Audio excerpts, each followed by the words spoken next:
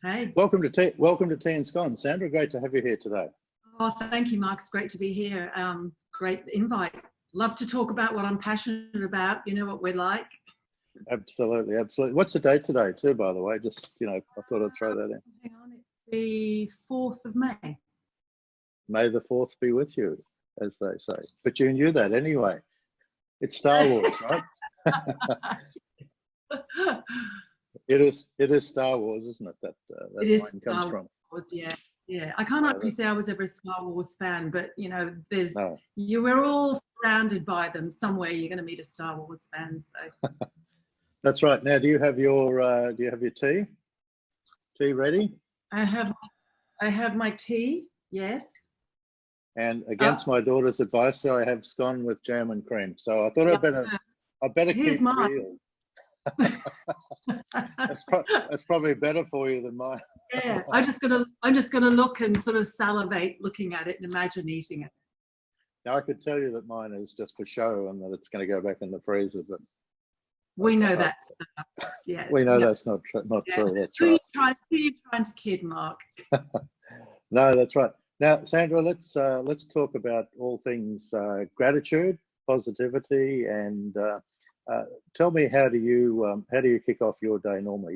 You're a great believer in these sorts of things, meditation and so on. So how does your day kick off to make sure you're in the right frame of mind for the day? Yeah, I had to work at that, Mark, because I'm naturally what's called a wolf. If I'm up beyond 9:30, that's it. Suddenly the brain kicks in and my energy kicks in, and this is when I get my creative ideas. So I had to retrain myself because of teaching. And once my students started asking for early morning classes, it's like, okay, this is going to be a challenge. So I have a really strong ritual, and I follow, and I read the 5-minute rule, Mel Robbins, 5, 4, 3, 2. Right. Yes. So that's very good. That's a brilliant one, because if I lie, and my natural inclination, especially in winter, is to sort of roll over and this is nice. So alarm goes off, 5, 4, 3, 2, 1. I am up and out, and the first thing I do is I grab my gratitude journal, and I discovered this. I don't know if you heard of this. You see that the 5-minute journal. So very good. You got that off that lady Robbins? No, do you know, I don't know where I listen to a lot of podcasts, and I read a lot. I inhale books and I read, inhale articles. So I sometimes forget where I've heard, but this was mentioned. And so I thought, this is good. And it's great. What's good about it is it keeps you on track. So you have like a motivational, this is what the page looks like. You have a motivational quote. So tomorrow is, which is interesting, nothing in life is to be feared. It is only to be understood. Now is the time to understand more so that we may fear less. So that's tomorrow. Very good. Marie Curie, she wrote that. Oh, yes. Yeah. So you start off with 3 things you're grateful for, which we all know. And of course, the trick is you've got to find 3, you've got to try and find something new all the time. Otherwise, it just becomes automatic. So that's searching for that. And that retrains the brain. There's science behind that too, as you know, Mark. There's science behind it. And then you go into what's going to make today great. So it brings your focus straight into positive. What's going to make this a really good day? And then the other is a daily affirmation. So, and I pick that and I listen to affirmations while I'm getting ready. And the other good thing, which I don't often get to, is at the end of the day, you can go on here and it says 3 amazing things that happened today. So then you're starting to think about all the wonderful things that happens, and then how could have I made today even better, which is a great thing. So because you end the day with that, and then it tends to flow. If you finish the day like that, it's already implanted in your brain. What could have I done today that's going to make tomorrow better? And then that sort of transmute into the following day. So that's my first thing. And I'm really lucky because I've moved to Brisbane. And my partner's got where we're living now, beautiful balcony that we see the sunrise. And so it's easy. I just sit there and and it's 5 minutes. It's very, very quick. And it just keeps my focus. And then I start getting ready because I have an early morning class, and then it's affirmations, and I listen to Get Starting With Your Day, whether it's Mel Robbins or Tony Robbins, but something that's got energy and pump into it, because I got to keep my energy up because I'm a wolf, and my natural thing is to want to go back to bed and sleep. But I've got to understand what this wolf thing is. What's that? It's not like a Chinese thing, or where did... It's different, to be honest. There's different. You can be a different things. Like you can be a bear, somebody who naturally gets up early. I could be wrong about that one. People that go to bed early and go to bed early and get up late, go to bed late and get up early. And the thing is, we try. The whole thing about it is that, so we're all different. It's the whole idea, a premise about it is to find and discover who you are, so you can work naturally with those rhythms. If you're a writer and you work, and writers tend to be a little bit wolfish. They're a little bit more introverted and a little bit more quieter. So at nighttime, when everything else is quietened down, that's when they become the most creative. And that's good. That's great. Sorry, that's great. But I was actually going to say, when you talked about that 5-minute book, I was actually going to stop the whole session, because I've picked up enough from what you've said about that 5-minute book and all the things you do each morning. They were fantastic. And if you could, afterwards, do you mind just posting the name and who wrote that journal? Because I'm going to get a copy of that journal. It incorporates a lot of the things that I do. I think which I know you have, you've watched all the previous sessions that we've done on tea and scones. And every day I have 5 things that I go through that I'm grateful for. I go through family and friends, where I live, my health, my past experiences, all the things that have happened in life, and my future experiences, the things which haven't happened yet. But I'm just grateful for the fact that I know exciting things are ahead of me, and I don't know what they are yet, but I know they're coming. So I have 5, and I also do the 3 things each morning in regard to, what are the big wins I want for the day. So rather than have a list of 20 things you've got to get through for the day, I'm very much a believer in focusing on just 3. Yeah. And at the end of the day, same as you said, I do a summary of the day and say, what were the wins I had today, so that you're ending the day on a positive note, rather than ending the day saying, oh shit, this didn't happen, or that didn't happen. I wish I'd been able to see that person, or that check didn't come in, or whatever. You just focus on the things that have worked. But I love the fact that you took it one step further and said, what could I have done better? And I hadn't thought that before. So thank you. Yeah, you're welcome. Thank you. I'm going to start using it. I think it's good to focus on what you failed at, because we have this thing that if failure is just not acceptable, and I was brought up in that environment. You don't fail, and so that when you fear of failing, you fear of trying anything, and then you become very restrictive in your thinking and the things that you do. But it's actually quite good to acknowledge, well, if I failed at something, it means I tried. I gave something a go, and you can learn by that too. So it's how can I improve on that? And that's where how can I make today better? What could have I done a bit better? So to focus on what didn't work. And that's a big thing with me, with what I do in my business and my teaching. It's like, what could have I done better? What didn't quite work in the class? And I remember one of my main things, I talk too fast because I have a lot to say. So I would have not guessed that. I just have to slow the pace down, especially when I'm passionate. And, and you're a passionate person too, Mark, when we have a mission. So it's always that. And it's like, okay, now I realize I just rambled a lot during that exercise. I need to just taper it back. Becoming aware. Once you're aware of something, you can correct it, self-correct. Absolutely. It's a great exercise to do. The tool we use actually is called What Works, What Didn't. And so whenever you do something in life, you should go through and say, well, okay, what worked when I did this exercise? What didn't work? That's exactly what you're saying. Then you work out, okay, how do I improve in each of those areas? But also, positive focus, though, I'm a great believer that when you reflect back and say, well, okay, what have I achieved over the last 30 days, 90 days, whatever, it's okay not to have achieved something, but to focus on the progress you've made. And, the mantra of progress, not perfection.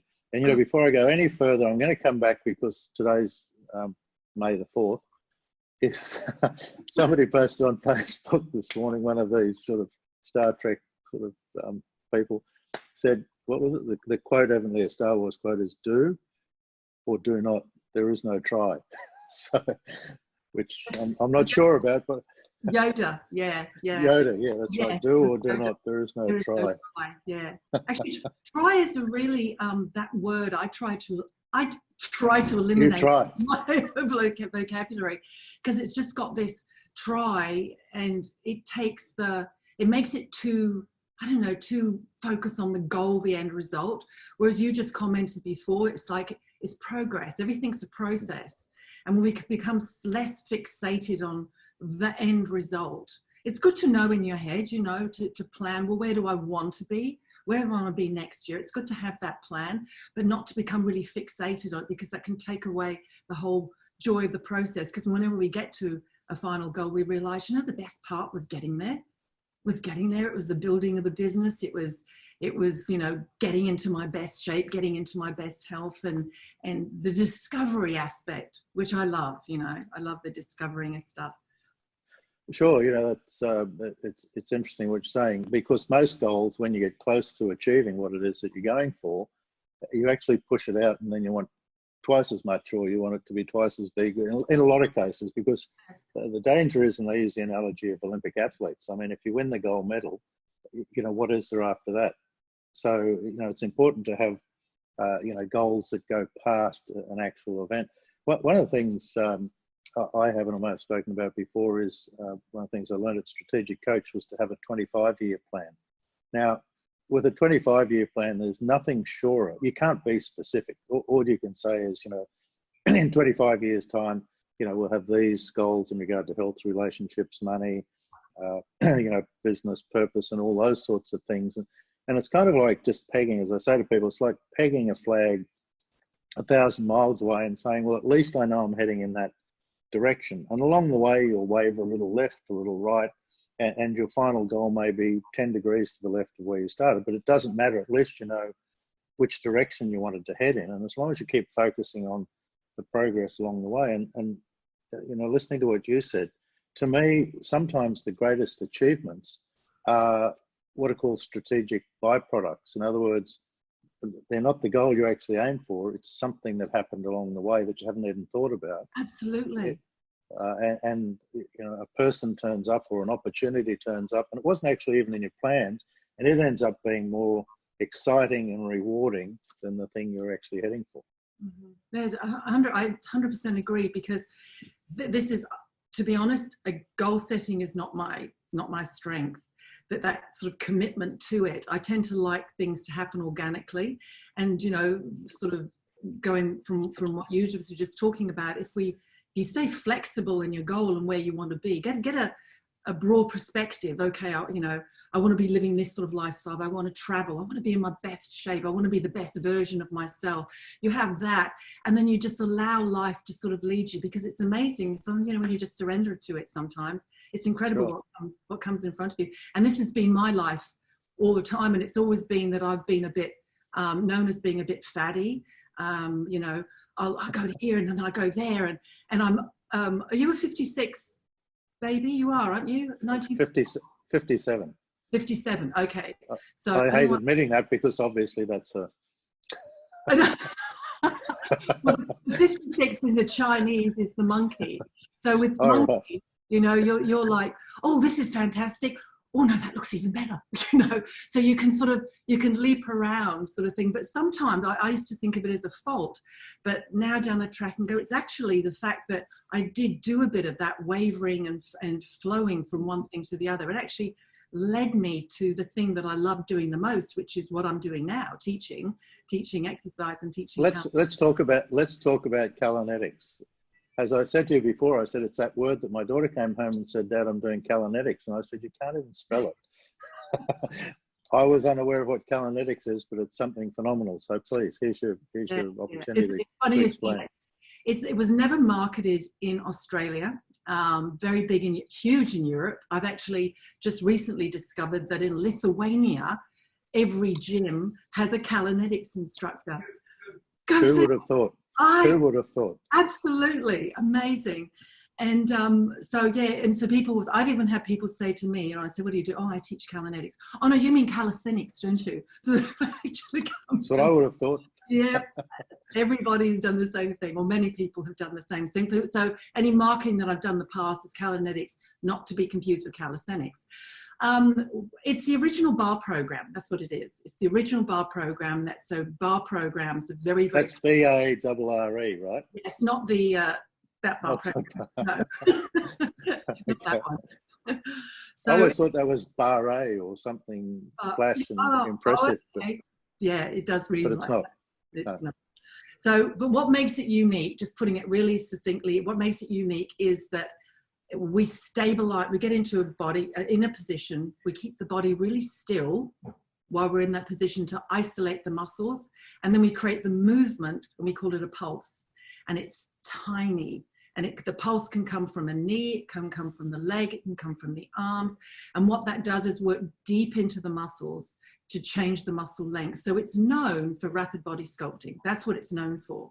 And it's the books and the videos were huge back in the 80s and the 90s. This is when I discovered it, 1987, after my second short child was born.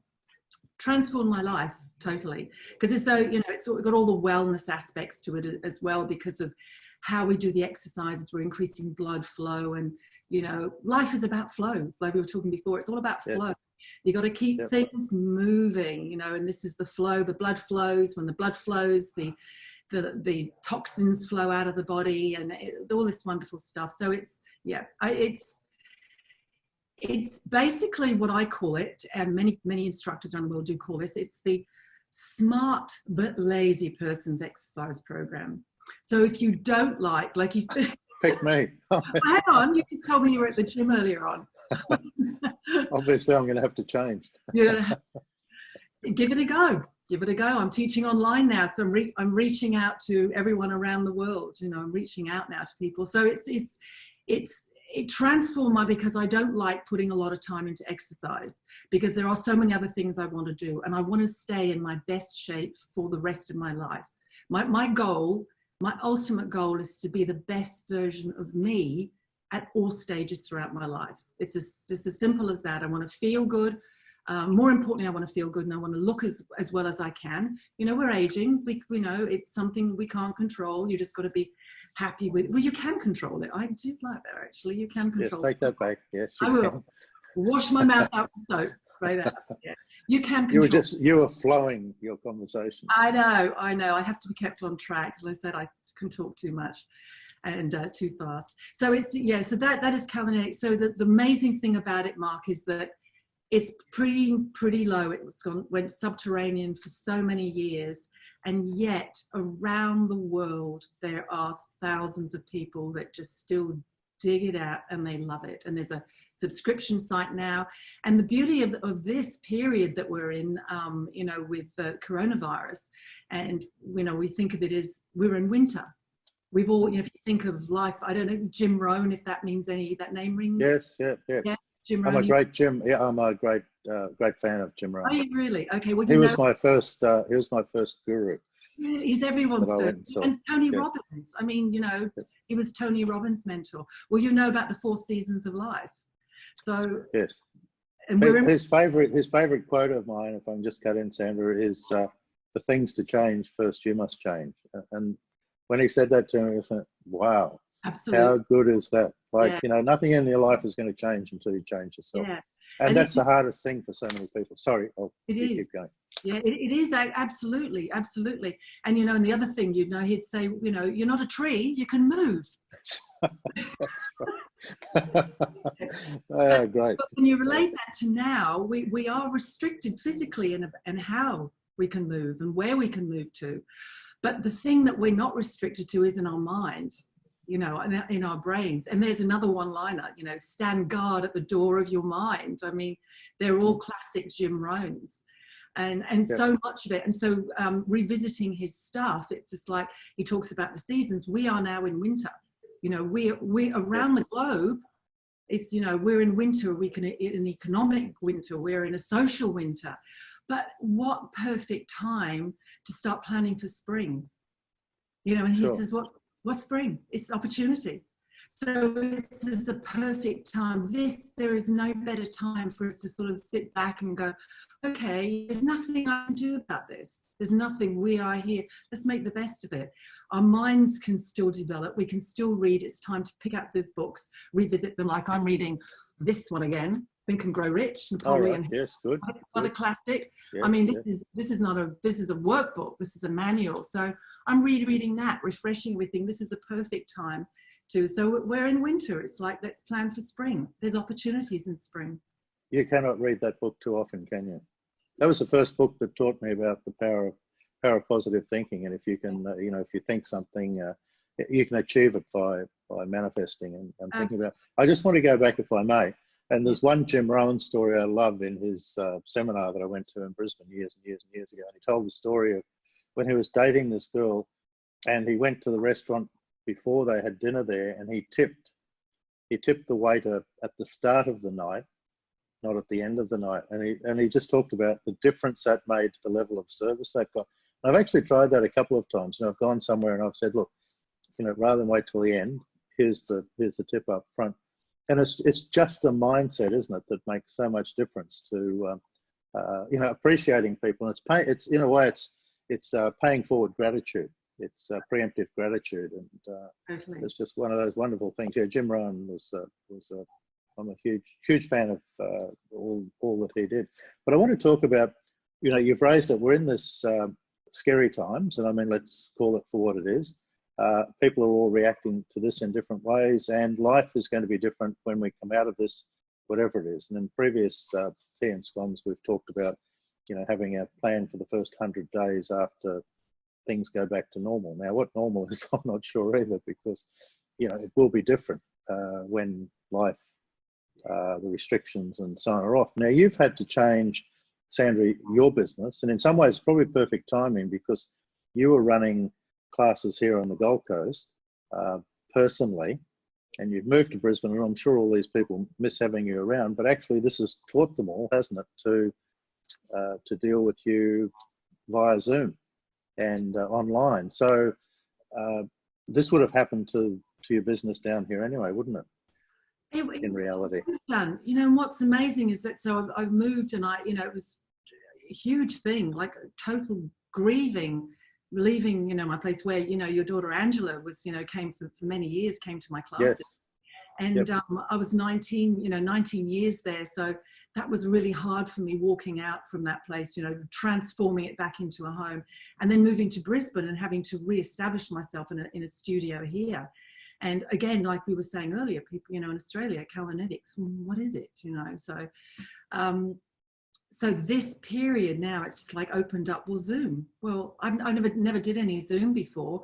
And then suddenly I was able to offer classes and reach out to everyone around the world. And it's just been the most awesome experience. Like, I've had such a huge buzz from it, because I'm connecting with, like I was saying earlier about the Lithuania. I've had girls from Lithuania on there, Callanetics instructors, and they've been coming on. I've had like 43 people, I think, was my maximum at any one time. And it's just this huge community just getting together, and we could never have done it any other way. So it's just been great being able to chat to them. And a lot of these people that got on there, I've actually had email and Facebook Messenger chats, and that have worked with my videos, my online videos over the years. So actually to see them face to face is just fantastic. And I found that I can teach online. I find that because I'm so tuned into, I've been doing it for so long, I can look at the position of a leg or a hip or a rib cage or a shoulder, and I can send out, it's just like, Mark, relax your shoulders more, they're relaxed. They are. Take a deep breath in, relax the shoulder. So you can, I'm not saying that you're relaxed, you're not relaxed now. I'm just saying that when I'm teaching. So it's just opened up something so wonderful for me, because I've now set it up online, and I can reach out. I still plan to come to the coast once a week or once a fortnight, and I'm actually, because we've lifted the restrictions a bit, I'm actually there this weekend, this week, and I'm going to be doing online from there, but also staying with a friend and and working out. So it's just been amazing being able to do that, and Zoom has just been a godsend for everybody, just being able to connect, because we're social beings. We need that connection. Absolutely. I mean, you know, networking and community. You look at all the, you know, the blue zones around the world. Diet, yes, one thing, what they eat, but it's also the big thing is the community, their tribe, as Angela would call it, you know, in the world of influencing. It's like we all need our tribe, we need our people, like-minded people. So it's absolutely right. I mean, as you know, I put on a Friday night pub session, for a virtual pub on Friday nights for people who are feeling lonely and isolated and so on. And you know, each week we're getting a number of people who sort of call in, some every week, and so on. And it's keeping that connection with them. I'm doing some currently fortnightly, but I'm going to change it to weekly workshops with a lawyer in Brisbane, and you know, estate and succession mastery sessions. It's just a way to keep, and we've just got to keep that connection, but which is the most important thing. And I mean, are you finding that most of the people who are doing your workshops or classes down here have joined you on Zoom? Yes, yeah. I've actually, up until this week, I've actually operated 2. I've had my Gold Coast students coming in separately from, I call them my Facebook students, but now I've amalgamated, so we're all joining together. So yeah, it's brilliant. And you know, someone's back from Vanuatu, so you better get onto them as well. Yes, I know. I haven't seen her lately. So Yes. And Andy, we've been trying to catch up for a chat too, but you know, she's busy. You've got all my family taken care of. Ex-family, current family. Yeah, you're next. When am I going to see you on Zoom, Mark? Well, you better send me a link and tell me when I can come and join in. I'm going to no, seriously. So please feel free on the I will definitely.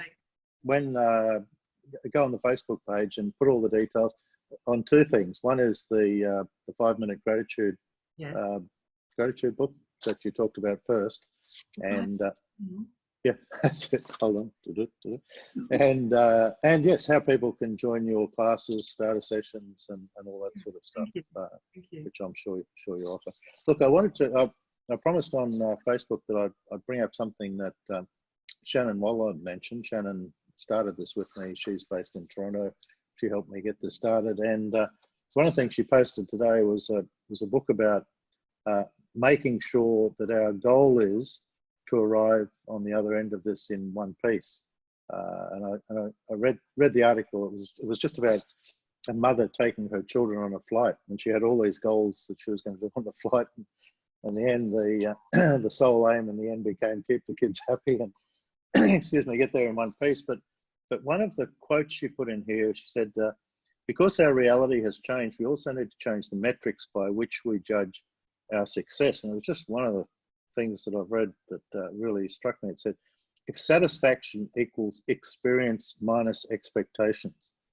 So I'll just say it again. Satisfaction with things in life is the experience you have minus the expectation you have had before you undertook the experience.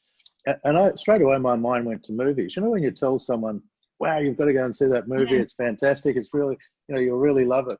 Or somebody tells you that and you go and see the movie and you thought, well, you know, it was okay. But if they hadn't said anything, you would have gone to it and gone, wow, what a great show that was. And I just wonder how often we get caught up with this in life, you know, whether it's travel, holiday, meeting people, relationships with people, and so on. If your expectation is too high, does it ruin your life experiences and your satisfaction with that experience? And I just found that profound, and I wondered what your thoughts were. Yeah, exactly that. Yeah, sometimes it's better. And I think that goes back to just allowing things to flow, unfold in front of you, and not just take that huge expectation out. Because when there is a huge, but you know, it's just like you were saying about having your Zoom with your friends on. You know, it's like we're going to have a party and it's going to be the best ever, and it's going to be this, and we're going to have so much fun, and it's going to be, and we're going to be dancing, and it's like yeah, everyone's going to come along, and then it's like, oh yeah, well, it was a pretty good party, but not that great. It's right. The same sort of thing. It's like, and then other times you'll go, let's get together for a night and have a drink, you know, or we get together and let's go out for dinner, and it turns out to be one of the best because the whole feel around it. It's just like, let's just get together and, catch up, rather than that always take the expectation out, I think, and then you're going to be pleasantly surprised. Absolutely. And look, and I think it also ties in with what people would say, and there's some great kids in the youth of today, but there is, I even notice it in my business, there's with the teenagers and the 20-somethings, expectation and entitlement are much higher in people in that age group than in our age group, for example. And I just wonder if that's ruining it for them. They're, kids and their expectations, their entitlement to things. We grew up to be grateful. And I think if you can replace expectation with just gratitude and turn it around, our satisfaction with all things in life would be much greater. Yeah. I just want to finish off, if I may, and I know how much you want to talk, and in some ways I could have just shut up and let you talk for half an hour, I think, but I just want to finish off, and it's something we touched on a couple of weeks ago when Shannon was doing Tea and Scones with me, was the Scary Time Success Manual, and I just want to touch on the first one of those. And Dan Sullivan's talking about, in times like this, what are 10 strategies that you can undertake, which will really make a difference in the way that you achieve success and you help other people. And his first one, he writes, forget about yourself and focus on others. So in times like this, you've got to take away okay, wow, this is scary for me, business is halved, or whatever, I've lost my job, or whatever it is that you're going through. Take away what's happening to you, and always have in your mind, what can I do for other people? And another person told me, Sandra, recently, to raise the free zone, the free line. In other words, whatever stuff you give away in your business, now is the time to raise that free line and be a giver of value. Don't be looking at what's in it for you as much as it is, how can I help other people? Because what I've noticed in these last few weeks is that people are going through stuff that you can't necessarily see from the outside, but inside their heads, there's a lot of stress, aggravation, and fear. And now is the time, I think, for leaders, for people like you, Sandra, to stand up and say, okay, well, how can we be more valuable? How can we help people through times like this? Your thoughts? Oh, absolutely. I think it's a time for not thinking about revenue and income. It's a time to, like you just said, give value. How can we help people through? And this is one of the reasons why I had free Zoom classes throughout April, to reach out. Look, because my one. Sorry if I did I miss them? All the free ones I missed. You marked, you can have a free class, okay? But you got to do it free 5 days in a row, back to back, for the changes. That's okay. You're in? Okay, I'm in. All right, cool. I really am now, aren't I? I want the camera on, Mark, so I can see you, right? So none of this turn the camera off and eating your scone. Oh, I'd forgotten about that. Sorry, I interrupted you. Yes, yeah, just returning to that. That's absolutely right. This winter time that we're in. It's a time to give value, to reach out. We're all in the same boat together. We're all going to be affected by it. The economy, this is the hardest part, and the people I really do feel for the most is the small business owners, around, the coffee shops, the restaurants. And so as soon as they're open, I'm going to be out there. I'm going to be out there feeding my face. I'll just make sure I do Callanetics to counteract it. Yes, yeah. Having those scones. Yeah, value all the time. I mean, that should apply at all times anyway. It's like always give more than is expected. That's right. And the reward that you get yourself, it's that self-satisfaction is like, I'm doing my absolute best. And that's one of the things with the gratitude journal as well, the one that I like. It's like, how can I do better? How can I give more? But it's good. You mentioned about the younger people, right? Sorry, we could probably talk for hours, Mark, you and I. This is really, I think the people that are suffering the most are the millennials, the younger people, because they haven't been through this period. They haven't been through something like this. We have, not as bad as this, but we have been to an extent, and we know it's going to come to an end. That's one thing we do know. Exactly. It's going to come to an end. And I think, you know, my tip, stop listening to the news, get the update. Absolutely. Be done. Be done. You know, you've got to keep, this is winter, the seasons of life, time to feed yourself positive, positive, positive. Prepare for spring, prepare for the end. What do you want? Look for opportunities. This, you know, some of the biggest companies, they were actually formulated through winter, you know, through the Great Depressions, you know, with Henry Ford, all of those, you know, even Microsoft, you know, Steve Jobs, you look back into history, you'll find that out of the recession and the depression periods, that great things come from it. So it's just seeing this period as a time for great opportunity. Stand guard at the doorway of your mind and be positive. Oh, and move, and move. And move, and move, and move. Because here's the thing, and just going back to what I do, sorry, Mark, here's the thing, is that our muscles hold stress. This is it. When we move through these contractions, you know, it's good, it's bad, it's good, it's bad, you know, and the muscles get tighter and tighter. If we don't lengthen them out, they stay tight, and we hold the stress. And the you know, forget the virus, it's the result of the stress that has been created around this. It's going to have more impact, I think, on people's health. But you can turn that around, you know, you can turn that around. So it's so important to stretch, to move every single day. You know, get off that couch. Netflix is fine for half an hour and then up, you know, get your Fitbit, your Oura, just get out there and move. So that's my thing. Move, move, move. Be positive and have a nice cup of tea. Well, you know, Sandra, as you will understand, that's the exact reason that I started Tea and Scones back weeks ago, was because I could see that people were falling into a hole. Mental health issues, all this sort of stuff, health issues, mental health, you know, depression and negativity and so on. And I don't, you know, I think in the first week this happened, I said I refuse to participate in whatever's going on. And as I did in the global financial crisis, and it served me well back then. And so I thought, you know, I refused to participate in all the doom and gloom that's happening at the moment. So I thought, what can I do? And I thought, let's have a Monday morning tea and scones and talk about all things positive, gratitude in regard to, you know, good things that are happening in people's lives and so on. And we've gone way over time.